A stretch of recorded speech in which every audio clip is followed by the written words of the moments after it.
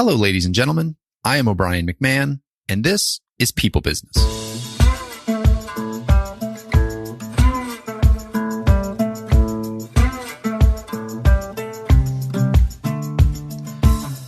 In this episode, I'm joined by Gustavo Serbiá, VP and Head of HR for Hair Cuttery.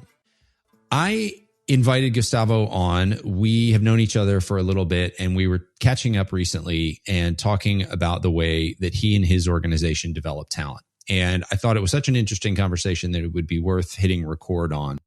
And he delivered. This was a fantastic conversation. We get into recruiting, retention, go really deep on employee development and developing employees in a lot of different capacities. And I would just encourage everybody, you might see Hair Cuttery and think, oh, well, this doesn't apply to me. I'm not a retail business, or we're not hairstylists, or, we don't have a workforce like that. But as we talk about in this conversation, there are a lot of elements of Gustavo's workforce that I think are a little bit more extreme maybe than a corporate environment would be. And I think in those extreme cases, you can learn a lot and see a lot of examples more clearly than you would in a different environment. And Gustavo definitely highlights some of that as we talk, and has some really great examples of how to develop people, how to develop leaders, and how to be a better leader yourself. So I'm really excited to share this one. There's a ton in here for all of us. I hope you enjoy it. Here is Gustavo Serbiá. Gustavo, welcome to the show. Very excited to have a recorded conversation with you. We were just kind of catching up and chatting the other day, and we were talking about some really interesting workforce dynamics. And I said, it'd be fun if we did that again and hit record this time. So welcome. Thank you. Thank you for the invitation, and looking forward to the discussion and see where it leads. So I would love if we could just kind of set the table a little bit here. Who are you? Where do you, what's your role, and where do you work? Would love if you could just kind of lay that out for us.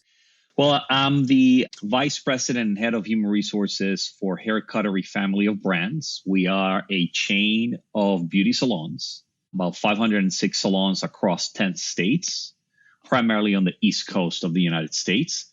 And we are a full service salon. We offer haircuts for men and women, coloring, you name it. Anything that you want to do with your hair, we can do it for you, including extensions that we just started recently, and certain treatments, depending on the type of hair that you have and how damaged or what you want to do with it. We can do it all. What does the workforce look like? Like, what's the makeup of the workforce? However you want to explain that. Yep. So it is primarily stylists. These are licensed cosmetology stylists that are W-2 employees. They are our employees, no 1099.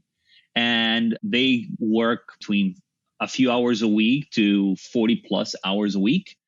Within the salons, we would have a traditional stylist. Then we will have an assistant manager and a salon manager. They make up probably 97% of the entire workforce, if not 98%. Then we would have a group of district managers and regional managers. And then we would have your traditional corporate staff. But the bulk of our employees are what we call the field level or the salon level. And they operate in the various salons that we have, from stylists to assistant managers and salon managers.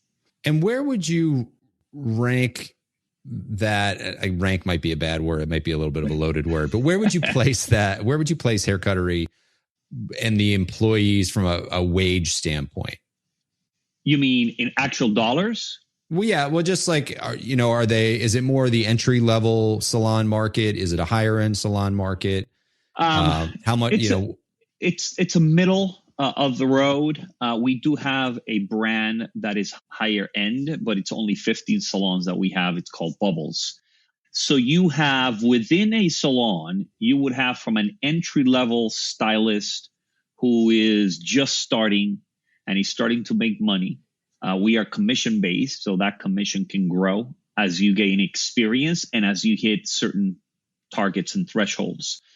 You will find a whole array. I mean, you'll go from people that are making maybe $15 an hour to people that are making $50, $60 an hour. And our average stylists are making between 30 and 40. That's with 5 years of experience working 30 hours or more. But you have what we call our top performers, and our top performers are actually making 40 plus an hour. And that was an eye-opening, because traditionally you think of stylist, right? And you think of a young person saying, oh, I want to become a stylist.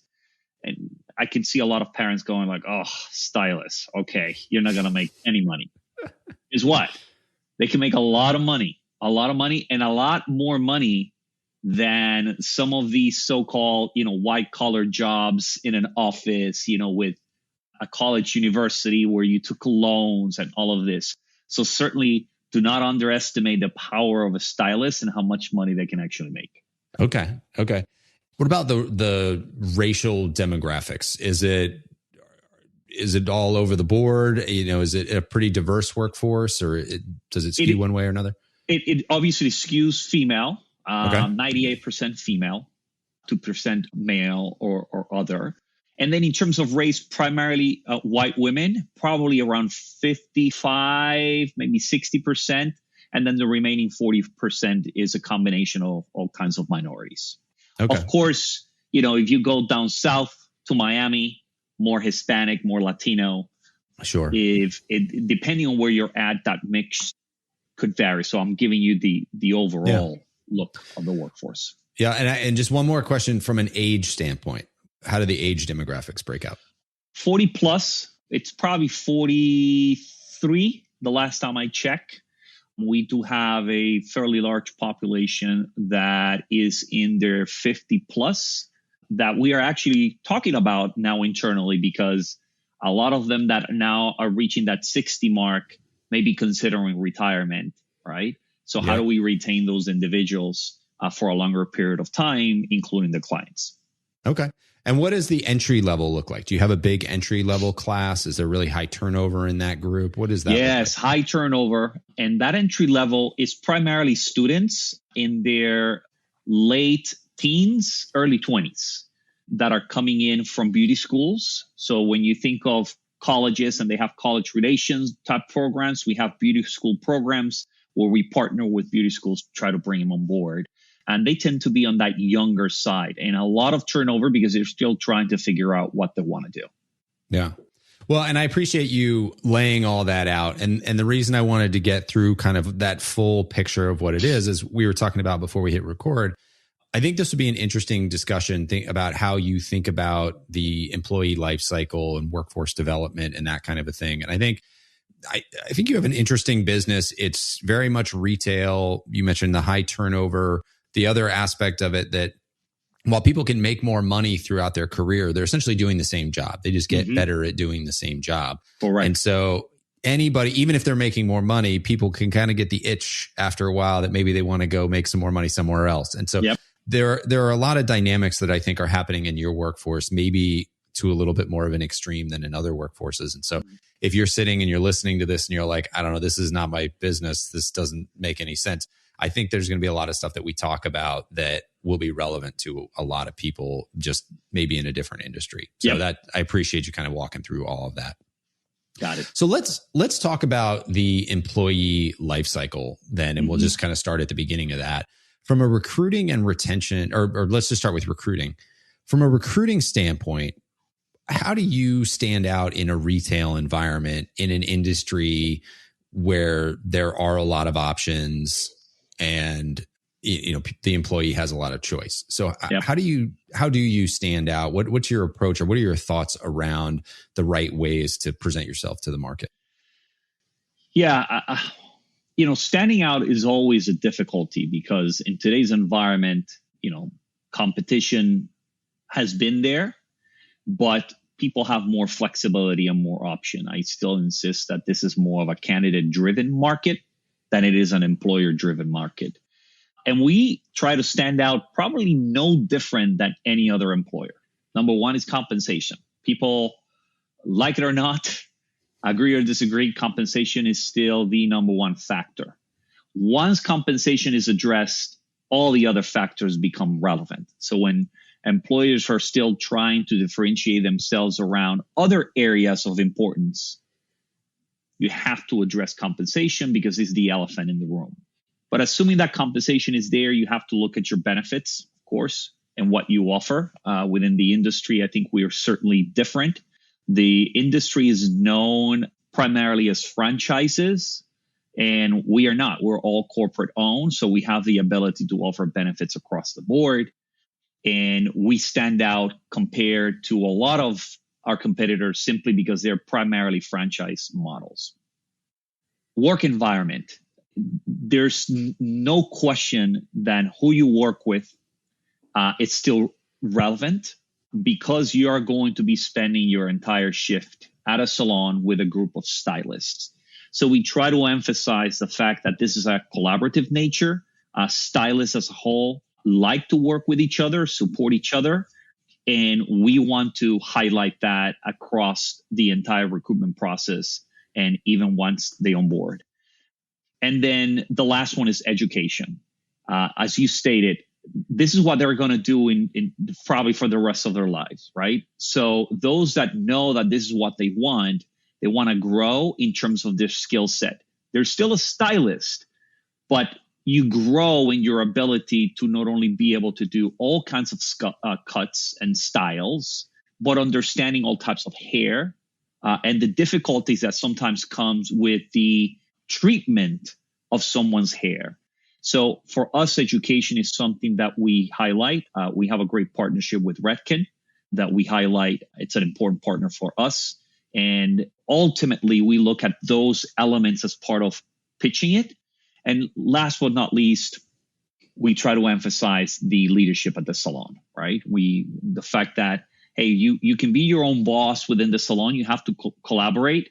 Obviously, that's something that you built over time. If you're a newbie, we want to give you schedule flexibility, but it's harder to give you schedule flexibility in the beginning. If you want to come in as a recent graduate and say, I only want to work Monday through Thursday and not work weekends.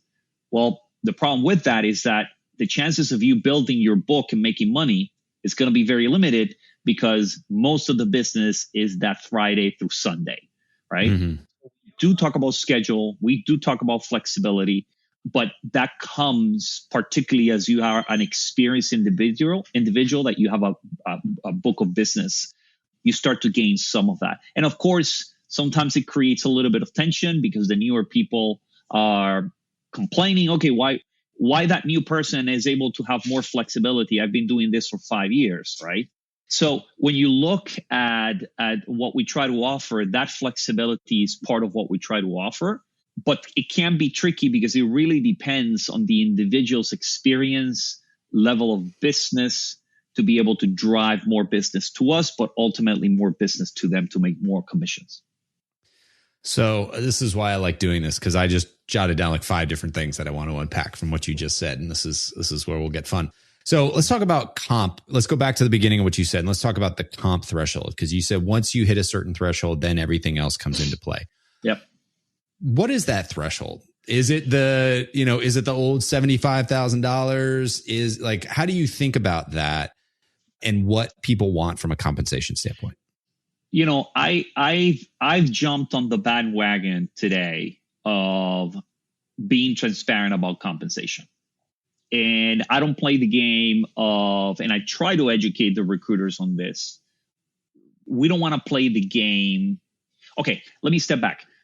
Unlike other businesses where they may have a salary range, our compensation plans are set, right? For the stylist, it's a progressive commission structure that they can get into as they start hitting certain levels of threshold. So it forces us to have a certain level of transparency that at the salon level, everybody knows what they're making. There's no, oh, wait, O'Brien is making how much? And why is it? No, it's transparent. Oh, if my chair's full, I'm making money. You're making money, right? Yeah. That opportunity of being in an environment with that level of transparency removes the BS of where do you want to be versus where I want to be. However, even though that's the case, the question about how much money do you want to make is absolutely crucial. Because I already know that if you come with a mentality of I want to make $20 an hour, You're a recent graduate with no book of business. I got to be transparent of how to get you to 20 versus, oh, no worries, O'Brien. You want to make 20? You're going to make 20 plus with us. Yeah. Because within 3 months, you're going to be short of those 20 and you're going to be disappointed, right? Mm-hmm. So the level of transparency that the model afford us is no substitute to the level of transparency of saying, where do you want to be, right? And we have courses around how to build your book and how to grow your business. But the transparency of saying, look, if I were to translate this into a corporate role, to me, the same level of transparency apply. How much you want to make? Oh, I want to make $75,000. Listen, I'll be transparent with you. This salary starts at 60. If you want to make 75, chances are that this role is not going to pay you that right away. It may take a couple of years to get there. Because at the end of the day, you're not wasting your time. I'm not wasting my time. But it is not from a budget standpoint that I want people to think through this. It is from a person-to-person standpoint. You have to be real with individuals. And I think people appreciate when you have a certain level of transparency with them, where you say right off the bat, here's the range of the salary, right? Versus, well, how much are you looking to make? And you're trying to play this hide and seek type of game. I've moved away from that. And certainly this environment afforded me that, because 98% of the individuals, I don't have to worry about playing a game of how much it will make. So we just put it out there. And now we manage the gap between what they can make and their expectations. And that's the hardest part. The other thing I heard you say in there, which I really like, I want to just make sure we highlight, is that you have built courses to get people where they want to be. Correct. So it's not just, you're not just saying, hey, you're not going to make 20 an hour. You're saying, hey, look, you're not going to make 20 an hour now, but here's all these resources and we're going to get you to 20 as fast as we can get you there. And we're going to ask you to come in and do this work, and we're going to provide these resources. And if you work hard, here's the path. So you're providing a lot of infrastructure, a lot of training, development around that. You're empowering them to get there. I think that's an important part of this too. It's not just like, well, if they don't want to work here for $15 an hour, they're out. No, you have to accompany that conversation with a support system to get them there. Yeah. And we do that right from the beginning, because we realize, again, money is important. We see it all over conversations, exit interviews. And if you're not addressing that as your first priority, nothing else will matter, because people still need to pay bills. So again, this concept of, oh, money is not important. Yeah, that's what a person that is established, that is comfortable, that has a savings account probably said. Yeah. Nobody else that is struggling, that is living paycheck to paycheck, is going to say, oh, but money is not important. And if they say it, it's because they think that that's what you as the employer want to hear. So I want to cut through all of that and just be transparent with people from the get-go, because it sets expectation. But then you have to help them get there, which to me, it's a philosophy of not only this company, but as an individual, nobody held me back to make more money. Right. So how do I help those that I support to get to wherever they want to go? You know, the other thing that I like about that is, this is from a salesperson, so I'm a little biased here. Yeah. But what I like about the way that you approach that is, it's not, hey, you can't make 75,000 now. We'll bring you at 60, but we'll promote you in 6 months, and then we'll do this. And here's all the things we're going to do. What you're saying is, hey, here's all the things we're going to provide. And if you have some initiative and you work hard and you take this thing by the reins, you can go out and you can earn this by putting in the work. So you're incenting people to be a committed partner. They have to be. Look, a few years back, I wrote a kind of like an article, a column where, the title is, your employer is not responsible for your career development and growth. And I still believe that. That's not to say that as an employer, we don't offer anything, but, it's this idea that you have to be invested in your own growth. And to expect 100%. an employer to somehow carry that entire burden, it's like I had a girlfriend that I broke up before I got married that said to me, without you, I'm not happy. Oh. I go, listen, I know it sounds beautiful, but I can barely carry my own happiness. And now you want me to carry yours too. So that premise, as an employee of an organization, I've always maintained I am responsible first and foremost for where I'm going to go. And then I'm going to look for companies that are going to help me and partner with me to get there.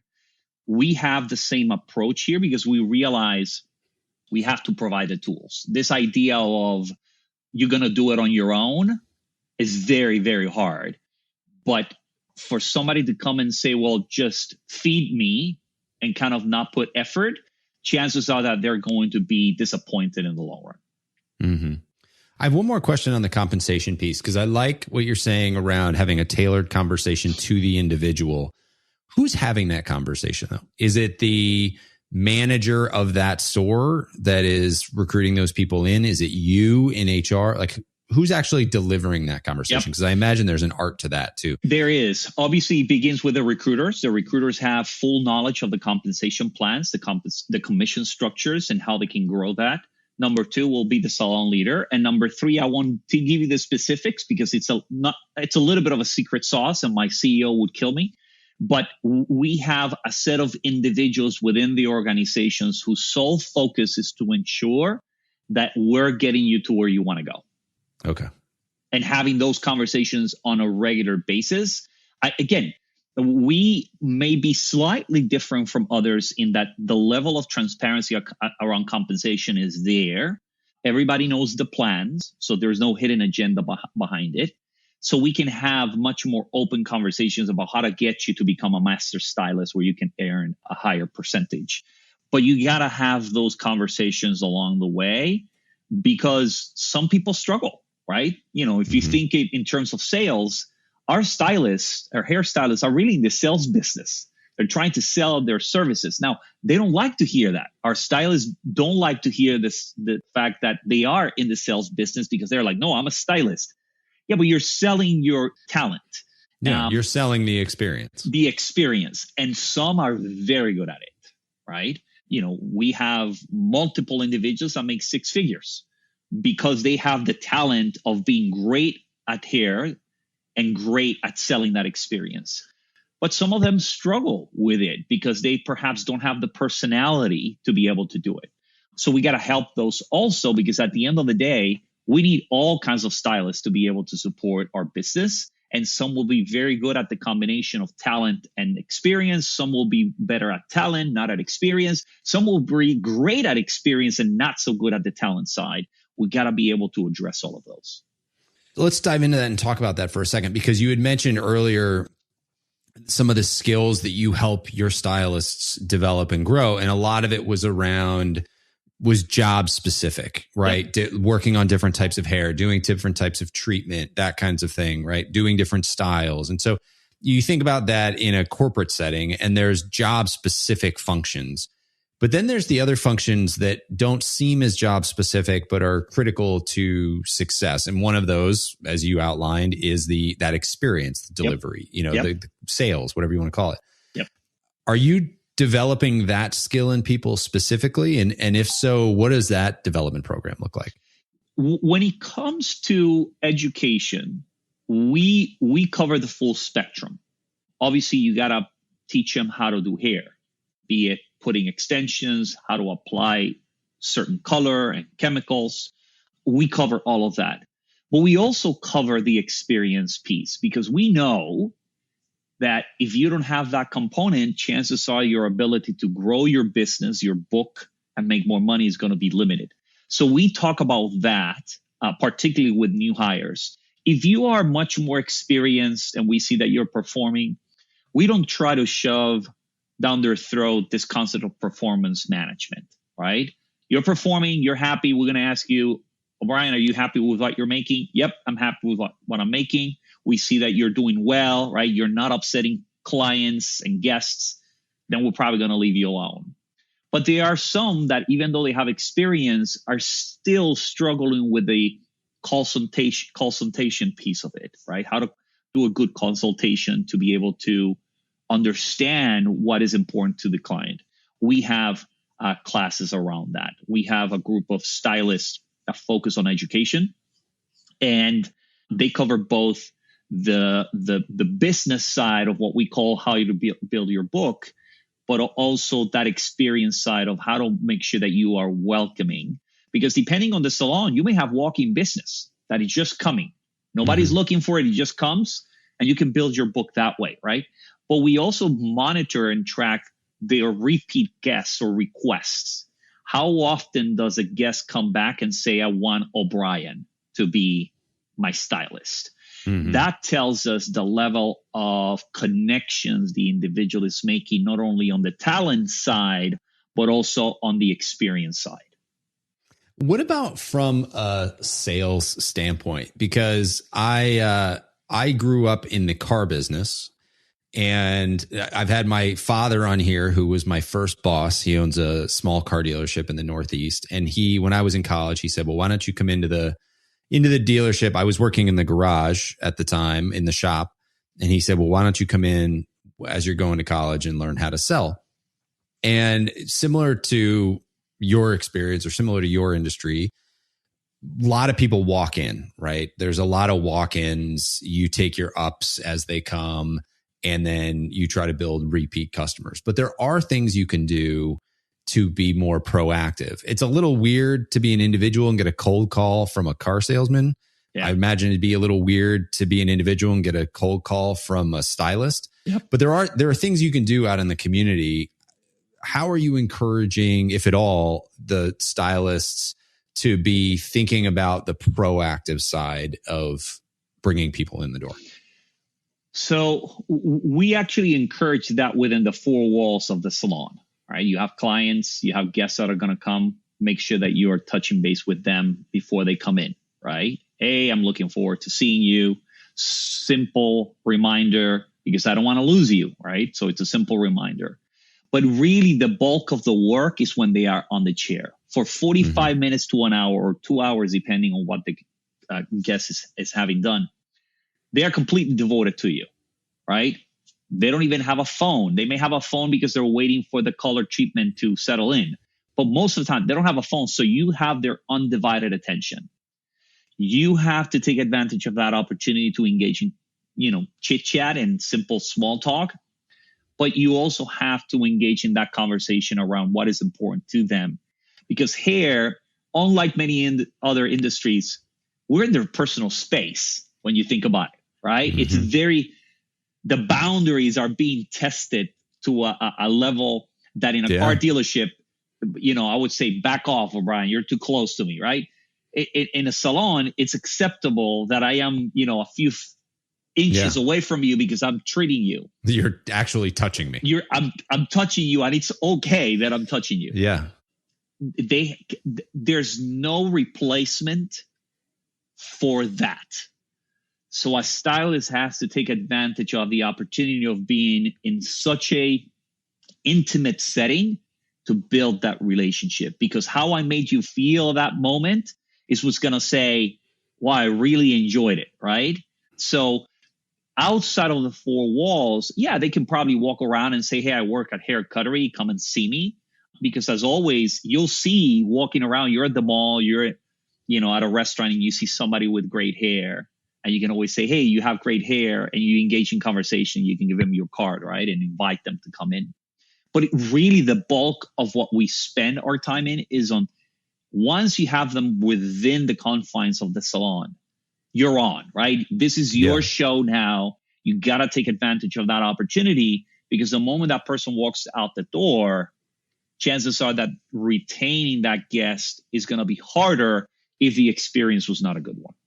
Yeah. There's a great book called Sell the Feeling, and it's like an anecdotal business book. So it's a story, fictional story that you follow along, but it's about this guy who was really struggling to sell, and he winds up going to knock on the door of this guy who's been really successful and wealthy, and he tries to sell him, and the guy says, you're selling the wrong thing, and shuts the door on him.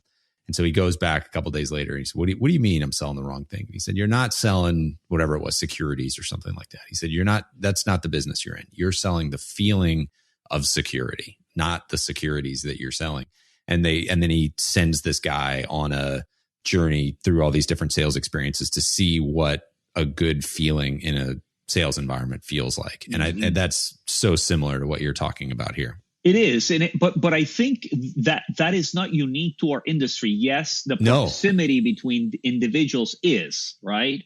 Yeah. Everybody wants to buy the feeling. Whatever you're buying, you want to buy the feeling, no matter where you are. Even if you're a consultant, like in our business, we're consultants and we're selling a feeling every time we're interacting with our clients. And it's interesting because from a personal standpoint, I work with my kids and my wife and myself, is fight the feeling, meaning don't buy into the feeling, because that if you buy into the feeling, you are more likely to buy something that perhaps you don't need, right? Or you overspend. But within the confines of the business, you're really trying to sell a feeling, and it's no different for us. Yeah, I love that. One other development question I want to ask you. We've talked a lot about the different types of development there, but there's a third type, which is leadership development. Mm-hmm. I have seen, my wife is in the arts, and I have had kind of a peek behind the curtain to a lot of different part of the arts communities.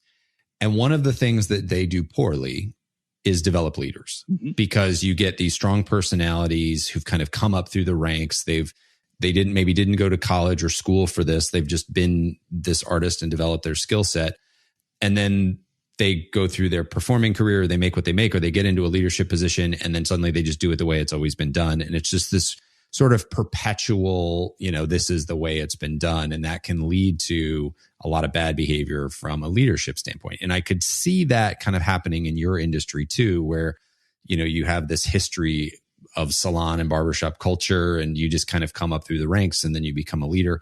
So how are you being specific to interject the right training and principles in that development process so that the leaders of each of these stores are delivering the experience to their own people? That is probably the toughest. And I do have a bias. Prior to joining Hair Cuttery, I worked in the hotel industry. Now, if you think of the hotel industry and the hair or the beauty salon industry, specifically hair salons, we could argue that they're in opposite sides of the spectrum. Hospitality and hotels in particular reached a level of maturity where across the nation you have hospitality degrees, and you're exposed to a higher level of education at the university level with much more intricate courses around selling and revenue management, including leadership. In the beauty salon industry, it's not there. Yet the challenge is the same in my mind. Because what I've experienced is that no matter how much I went to school for, schools are not teaching people how to manage people. So the struggle, to me, some would argue, is greater at the beauty salon industry. I haven't seen that. Meaning, if it's greater, is because the biggest difference between the hospitality industry that I was part of and our industry is that there's layers across the organization where you have more examples looking up of what leadership could look like. But you have good examples and you have bad examples, right? Yeah. At the salon level, the only thing you can look up and see is the salon manager, period. There's no district manager at the salon every day, right? They come once a week, couple times a week. So you don't have examples that you are able to see and emulate, particularly if you're thirsty for alternatives on how to approach it. So you still get some of the perhaps old mentality of I'm in charge, right? No different that you would get if you have people that graduated from Harvard, right? Mm-hmm. The ego gets in the way. I'm in charge, and that's the way I operate. So we also have courses around salon leadership development. We call them salon leaders instead of salon managers. And we emphasize the fact through our surveys, through the training that we do up on Hire and the ongoing training, that they're in the business of managing people. Now, the hard part for us is that some of our salon managers are working stylists. So they're cutting hair, and that's where they make the bulk of their money. And you're asking those individuals to prioritize leadership and how to manage others. But they got to prioritize being behind the chair because that's where they make their money. So that is unique in a way, because in the hotels, particularly when things started to being cut back, you still had a front desk manager that needed to check in people, right? But it still needed to work on the schedule and manage. So we have made not only investments, but we made 2023 a priority year for leadership development, empathy training. We have empathy training because we realize that you have to understand where people come from. Part of our job within HR, more on the employee relations side, is always emphasizing fairness, thoroughness in terms of how performance is addressed. Try to avoid some of those emotional reactions to, Brian pissed me off today, so I want him out of the salon. I want to fire him. Yeah. Okay. Got it. Give me the specifics. What happened, right? And then you take those opportunities to continue that development. So we have partnered with our training teams who delivers the leadership training to emphasize the fact that you as a salon manager own that relationship, and you cannot exercise influence through power. You have to exercise influence through collaboration and coaching. And that's very hard to sell, regardless if you've graduated from Harvard or from a cosmetology school. It really comes with a package that you bring as an individual, and then what you've been surrounded by. It is so hard to check your emotions. Yeah. It is so hard. And it is one of the key skill sets, I think, to effectively leading and dealing with other people, because I've talked to a few hostage negotiators on this podcast, and the one thing they both said is rationality and emotion are a teeter-totter. Mm-hmm. They cannot both be high at the same time. Yep. And so if you want to be thoughtful, rational, look with a clear lens at the picture in front of you, you have to be able to get your emotions down. And emotions aren't something we control, right? They're at least in the beginning, they're something that just gets triggered. And so it really takes a lot of work, a lot of, for lack of a better word, meditating on those emotions to be able to spike and then come back to baseline and bring yourself back to baseline. And the thing you don't want to do when your emotions are flared is come back to baseline. You just want to let those emotions rage, right? Yeah. You're mad. You want to stay mad. It feels good to be mad and you want to be mad. To actually just like let that go is a very hard thing to do. But it's very hard to convince people that that's a good idea. Correct. But now think of that scenario or that similar situation in a salon where you're the stylist, I'm the manager, and I get upset. In our personal lives, it may be acceptable to say, you know what? I'm just walking away, O'Brien. I can't talk to you right now. You really shouldn't do that as the leader. So you have to go from self-awareness of what triggered me to self-management within a second to be able to acknowledge what triggered you, and the fact that because you're in that leadership role and you have to lead by example, you have to control that emotion rather quickly. It may include saying something along the lines of, you know what, O'Brien, right now I'm really upset, but I think it's important that we have this conversation. Mm-hmm. To be able to do that, that's hard at any level, right? Very hard. Let alone in environments where people's way of survival, and this is not unique to beauty salons, the way of survival is attacking. How do you counter an attack when you are being personally attacked? Those are the toughest situations. And then for somebody to come from the outside to try to say, let's not personalize it, is very hard to do so. So now imagine if a mediator has a hard time de-escalating. Imagine now you as a manager having the self-awareness to understand what triggered you, the self-management to control it, right? And the self-management or the, group management of saying, okay, guys, let's regroup. That is very tough. I don't care which environment we're talking about. That is very tough. And sometimes, I learned this in hospitality. Sometimes we play down to people thinking that they're not capable. In hotels, it was very common for people to look at room attendants as beneath you. They're below.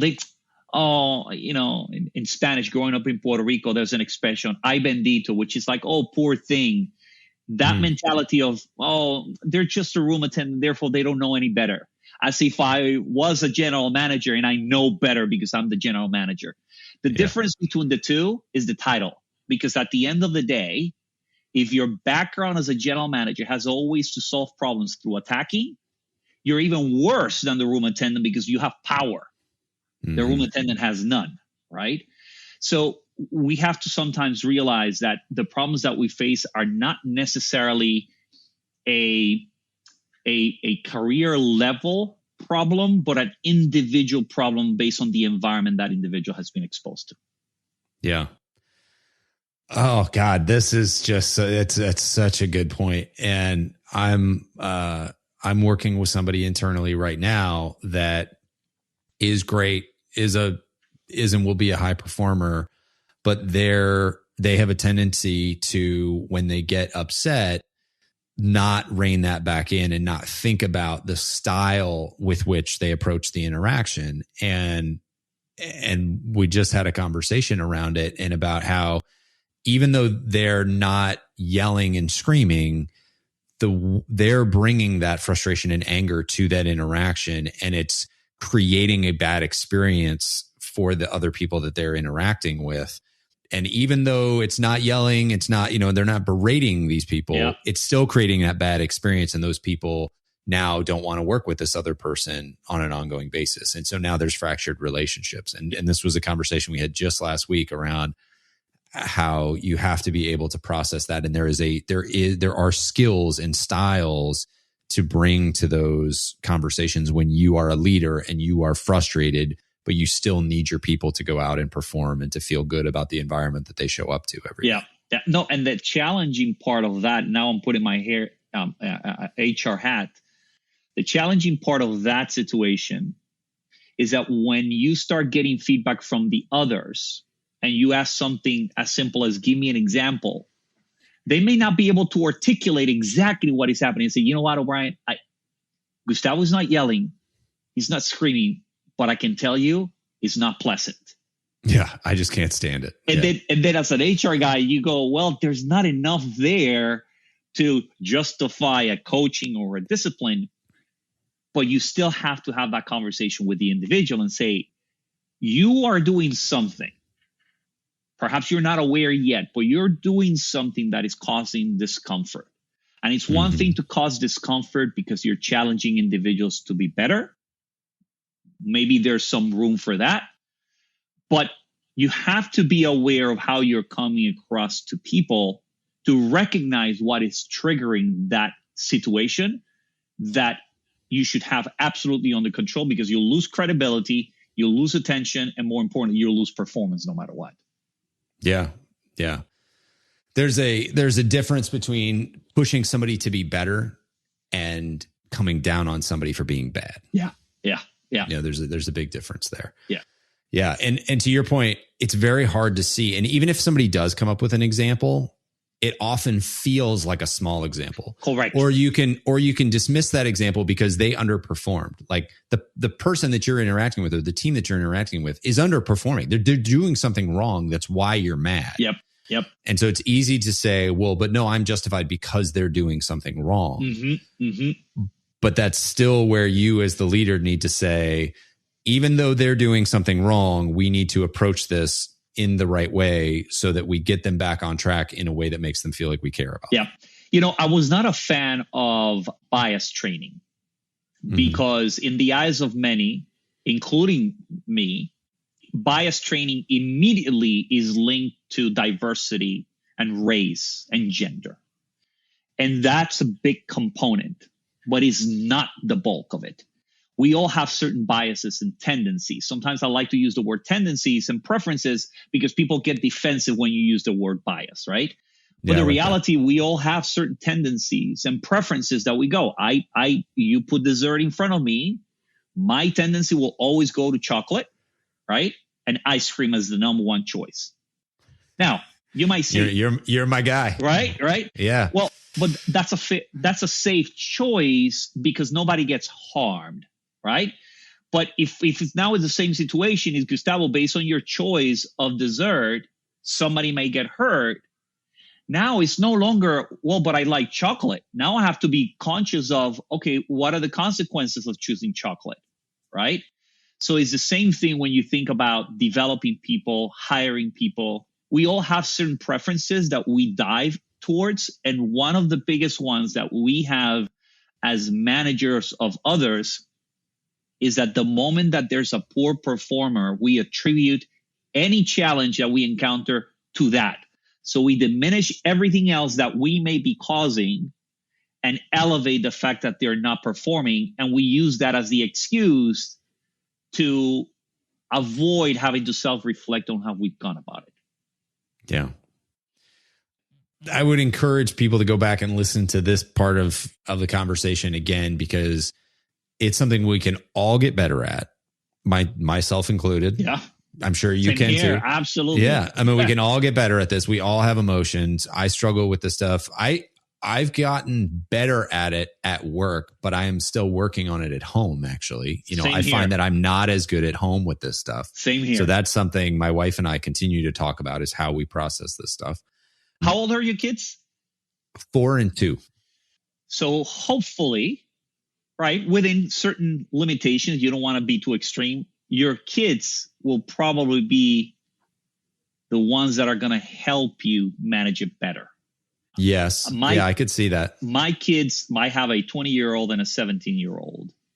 I went to dinner with my son 2 days ago. We went to get food and I was cranky because the expectations of what I had first, I wanted to go out as a family. Then my wife didn't want to go. My daughter was feeling sick. And my son says, I'm not hungry, but I'll go with you.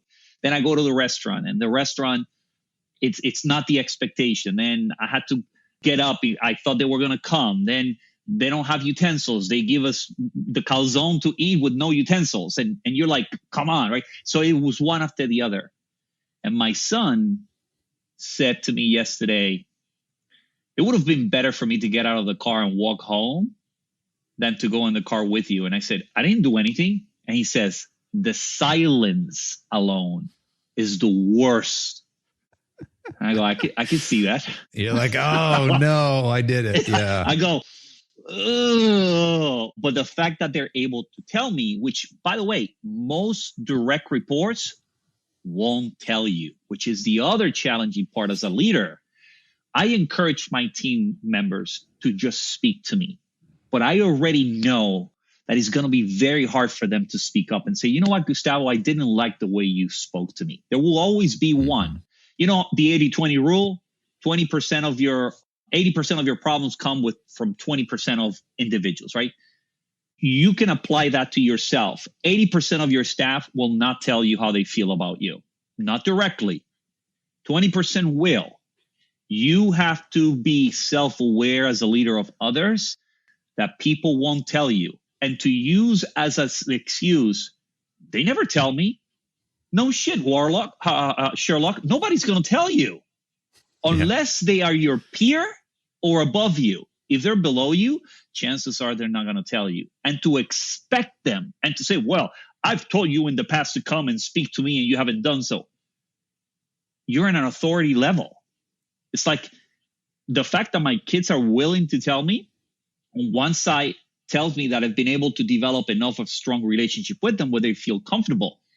But I should not abuse that, because there will be times where they're going to go, I might as well not say anything to that because I don't want to feel his wrath. It's the same thing in the workplace. When you elevate to the point where you are leading other people, whether that's at work or becoming a parent, you don't get to have those emotional reactions anymore.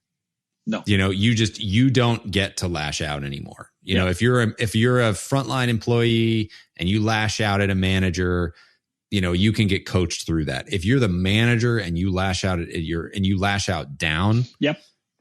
you're just shooting yourself in the foot, and you don't get to do that anymore. You lose the ability to do that. It was Saving Private Ryan, he talked about, there was a scene where they were walking and one of the guys is complaining, and he goes to Tom Hanks and says, well, what do you think about this? And he said, I think this is a great order and I'm going to follow these orders. And he goes, well, let's assume that you're me talking to you. What would you say? And he's, and he gives this whole speech about how gripes go up, they don't go down. Yes. And he said, you gripe to me, I gripe to my boss, but it doesn't go the other way. And it's kind of like the opposite in this, right? Like you can explode up, you can't explode down. Yeah. And be careful with how I've exploded to some of my bosses in the past. I mean, it's never a good idea to explode. It's never a good idea. Completely agree. Your ability as a leader of others to have those extreme situations without consequences are going to be very far and few. So you have to be absolutely in control. And I think it's okay. At least in the style that I have, I try as much as possible to tell the people that I work with when I'm upset, right? Yeah. And I try to verbalize if I'm upset at them because of something that they did, or if it's something that was happening somewhere else that just happens to hijack me emotionally. I like to articulate, hey guys, I'm not having a good day. Something happened, so please bear with me as I process it, right? Yeah. But to lash out at somebody and then apologize, I think is always a great step. But you have to be careful because the apology may not be enough to mitigate the consequence that may come after it. I love that. All right. We got one more thing I want to make sure we talk about, which was kind of what prompted this whole conversation anyway. So I want to make sure we get to it, which is you talked about having people throughout your organization who are having ongoing conversations about what people want, what they need, making sure that they're on track. Every now and again, somebody is going to come and they're going to have a goal that is not achievable within Hair Cuttery. Yep. How do you handle those situations? So I'm going to speak first within the confines of what I do with my team and what I'm trying to convey to other managers and leaders of the organization. I stated earlier that nobody held me back in my career. At least I didn't feel that they did. Anytime that I wanted to go after something, I had people around me encouraging me in one way or another, including my wife. So because of that, my mentality around growing people takes on that principle. And then the second principle is what I told you also earlier, which is you own your own career growth. So when I have conversations with my team members, I try to be as transparent as possible about what is available and what isn't. I have an individual who wants to be more on the analytics side of HR. I don't have that position. That position is taken. What I could offer them is the opportunity to be exposed to it, right? But I don't do it necessarily in a structured manner where I say, okay, every week you and I will sit together. I'm going to expose you to this. I said, I am giving you green light to speak to the analytics guy and spend time with him. As long as you're doing your priorities, whatever those are, I don't care if you set up 1 hour or 2 hours or 4 hours a week to learn what the analytics guy is doing in the background. And if they are projects or reports or tasks that we can give you, I have no issue with it, right? So I've had those conversations. I've had other conversations where the individual wants to grow into a higher level. And look, companies, depending on their structure, companies may be able to give you a promotion in terms of title, but they can't add layers necessarily. So if a promotion is in order because you can give somebody a title change, even though their scope is not, it's the same, well, you're rewarding effort, you're rewarding performance at that moment, but you're also rewarding their self-worth as an individual because, again, people say, oh, money's not a problem, title is not a problem. change somebody's title, and then you learn very quickly how titles do matter. So titles do matter. So you can play that option, assuming that a higher level position with greater scope is not in the cards. You have to be transparent about what is possible and what it isn't. Having said that, that has to be taken within the context of the organization that you work in. So you have to put your own thoughts and feelings and approaches through the filter of what the organization has to offer. Look, our corporate team is 66 individuals. How many VPs of HR can you have? Right? Yeah. Now, I can make them all VPs of HR, give them the title, but their scope is the same. So you also have to be transparent with people and say, look, I'm going to make you senior this or senior that. You can always market it. If you're interviewing outside of the organization, you can always BS your way around an interview. But if you're challenged in an interview and you're not able to back it up with examples, then that title is going to be meaningless. So yes, I know that the title is important to you. That's the easiest part for an employer, because I can just give you the title. I don't change your salary. Oh, you want to be director? Sure. Now you're director of whatever, but your scope is the same. And then when you go to interview somewhere else, because we don't have an opportunity for you here, how are you going to back up that you're a director if you don't have the examples? So the number one approach here is you have to have conversations with people that report to you. You got to ask, what do you want? What are your goals? What are your preferences? I don't ask, where do you want to be 5 years from now? I don't even know where I want to be 5 years from now. So I ask, what are the things that you are currently doing that you like? And what are the things that you're currently not doing that you would like to do more of? And then I try to align with what they say and what I can do within the confines of the department. And I haven't encountered a situation yet where somebody has to go through a different department. I did in the hotel industry. But I think I know it sounds cliche, but it really begins with asking the question and asking it regularly. That means that more often than not, when you're having one-on-ones with your individuals every month or every other month, you're asking the question, how are you doing? Hey, like I have Elizabeth in my team, and Elizabeth does a lot of the benefits. Elizabeth is more of an introvert. She prefers to do things that are more for introvert, transactional work. Well, I tell her, listen, I know that you're doing some work that is for extroverts because you have to interact with people. It's a non-negotiable. It's part of the equation of the role. But what are the things that you're not doing right now that you would like to do more of? And then she tells him what those things are. And then I look for ways to do it, even if it's short term, to give her the satisfaction of being exposed to it. She may realize after it's saying, well, you know what, after I'm doing it, I don't like it. So have the conversation with individuals and be willing to even say this. Look, O'Brien, I may not be able to offer you the opportunities for growth in terms of career progression within the organization. There may be a time when we may be too small for you. I want you to feel confident and comfortable enough that if you feel that way, let's have the conversation. Because I'm not going to fire you because of it, but I'm going to be transparent. If you want to move on, I'll help you land somewhere else, but then I need to also protect me and the organization by finding somebody else.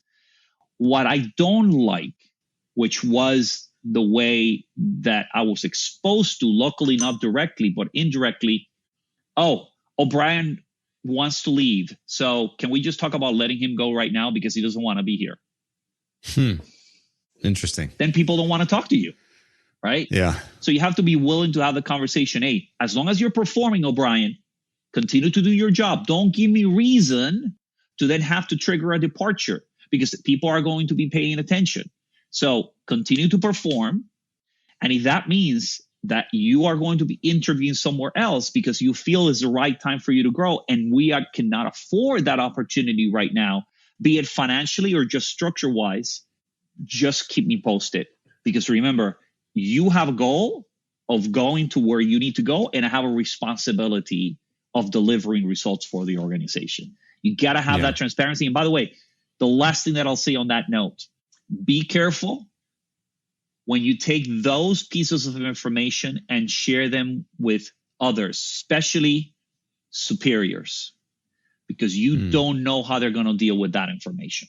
Meaning, let's say I learned that O'Brien is going to leave, and he was confident enough in telling me, and now I go to my superior and tell that O'Brien is leaving, and my superior doesn't know how to deal with it, and my superior's go-to approach is you got to let him go then. So you got to be careful when somebody gives you a gift of information. You got to be careful who you pass that gift to, because it can bring consequences for that individual, and ultimately for you as a leader. You're going to lose all trust, not from that individual. That individual is going to go. Yeah. Everybody else is going to say, I'm not doing it. I saw what happened to O'Brien. That cannot happen to me. So you know what? When Gustavo tells me what I want to do, I'm going to say, oh, I'm happy. Everything that I'm doing, Gustavo, is beautiful. I love it. And then I'll go home, update my resume, and apply. Yeah. It's like the person who gets dumped and doesn't see it coming, right? Yes. Yeah. It's like you couldn't talk about how unhappy you were in the relationship, so the person just left. Yeah. Yeah. You went on a date Friday night and they dumped you Saturday. Yeah. You know? That happens a lot. I went through a few of those. Yeah. Yeah. The thing that I like about that approach is that it seems to me like if you're willing to invest in somebody to help them depart, you'd likely get them longer and working more engaged than if you took the opposite approach. Yeah. Because a lot of people aren't ready to just jump into whatever the thing is that they want.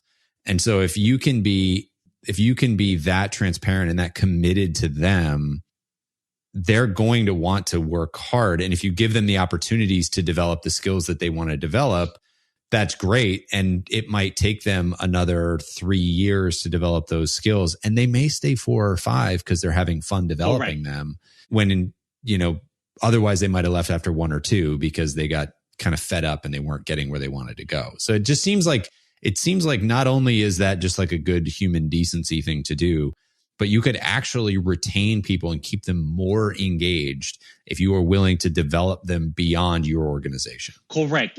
But I would say 2 things. Number one, at the end of the day, if you're going to be selfish and really think of what is it that I, as the leader, need, once you give me that information you want to grow, and let's say I'm not able to offer it to you. At the end of the day, outside of the human thing, 2 things on that. Number one is you ultimately want people to perform. So you have to make that part of the conversation. I'm willing to do X, Y, and Z, but you got to continue to perform, right? It's no different than you would do with your kids. You say, you can go to the party as long as you do these things, right? It's the same premise. As long as you're performing, I'm willing to enhance or offer these other things. That's one. And then number 2, you just don't know how long they're going to stay. You just don't know. So you have to be willing to have the conversation a few times, but be careful. In my experience, because this has not been necessarily the way that the people that work for me or under me have been exposed to, when you started, they don't know what to do with it. And the way they translate the information is potentially, Gustavo wants to get rid of me.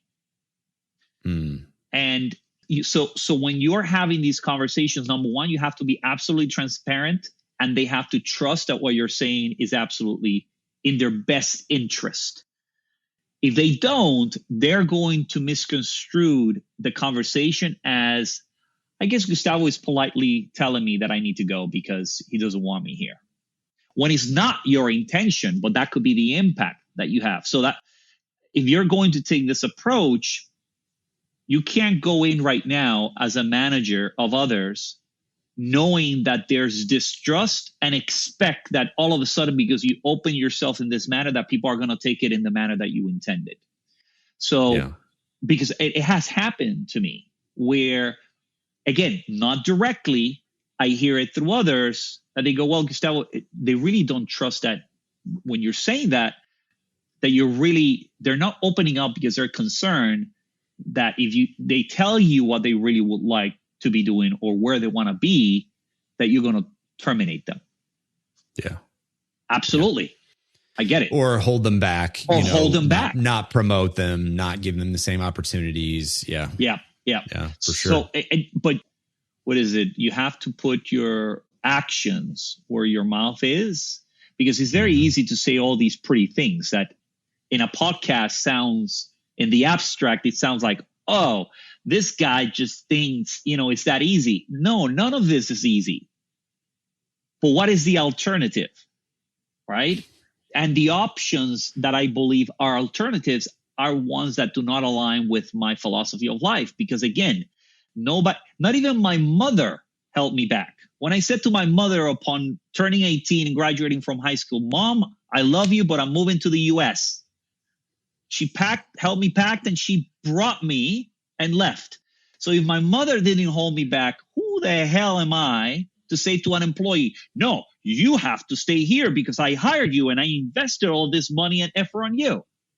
You want them to stay, treat them in a way that they will prefer to stay, but know that at some point, like kids, they're going to grow up and they may have to go on their own, potentially to come back in a better position to then continue to support you. So I know that loyalty is a big thing, particularly for owners. I agree, but I'm trying to shift the mentality that loyalty is not gained because you deserve it, but because you've earned it. And that's a two-way street. No different than people are selecting us to join us and we're selecting them. That's why that archaic question of why should we select you? If you're still asking that, I'm sorry, you stayed in the 80s. You need to move on. You need to move on and go to the next, because today most people have choices. And on that premise, you should help them figure out what those choices are, even if that means that they have to go somewhere else to continue their growth and development.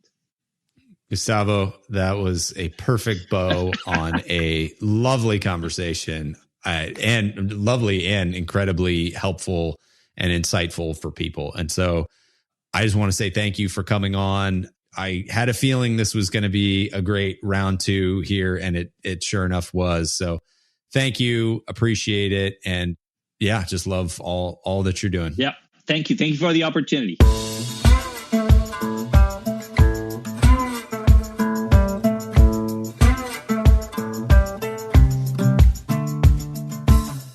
Hey folks, one last thing before you go.